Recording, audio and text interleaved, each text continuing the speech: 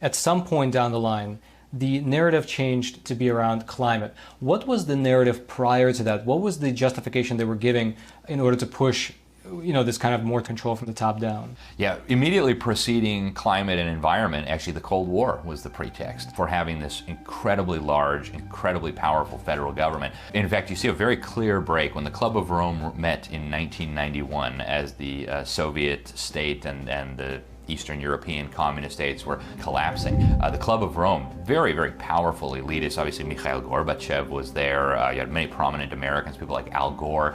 They got together and they came up with this incredible document where they actually said we need a new justification for this all-powerful state. So the new excuse is going to be because the environment is going to be harmed and because climate is going to hurt us.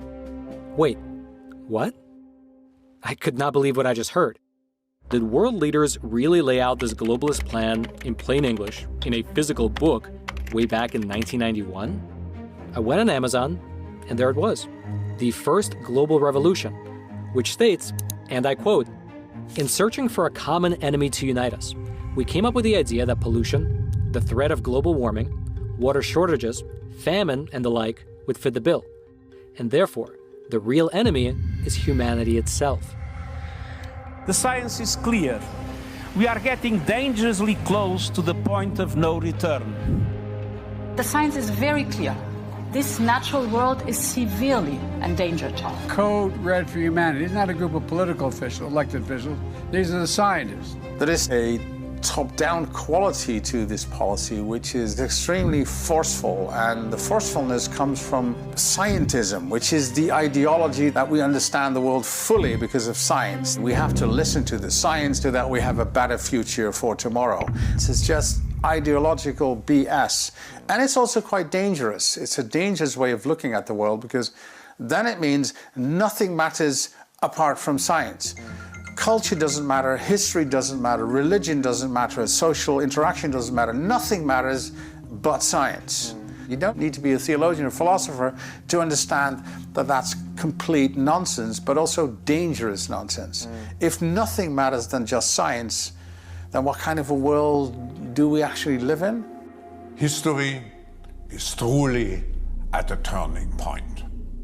In times of crisis, the role of governments is more important and more relevant than ever. The World Economic Forum is actually a critical part of implementing this UN agenda. Some years ago, they became a strategic partner of the UN in the implementation of Agenda 2030. And then you start looking at the connections between the World Economic Forum and China. Klaus Schwab and Xi Jinping, they're like old buddies. They put out press releases about how much they love each other. So you've got the super capitalists represented by the World Economic Forum. And then on the government side, you have communists, right? After Agenda 2030 was adopted, the Communist Party in China put out through all their propaganda organs, they said, we played a critical role in this Agenda 2030. You had Javier Solana, the head of NATO, saying this was going to be the next great leap forward, right? The last great leap forward in China killed millions of people. Why would we want another one of those? That's crazy.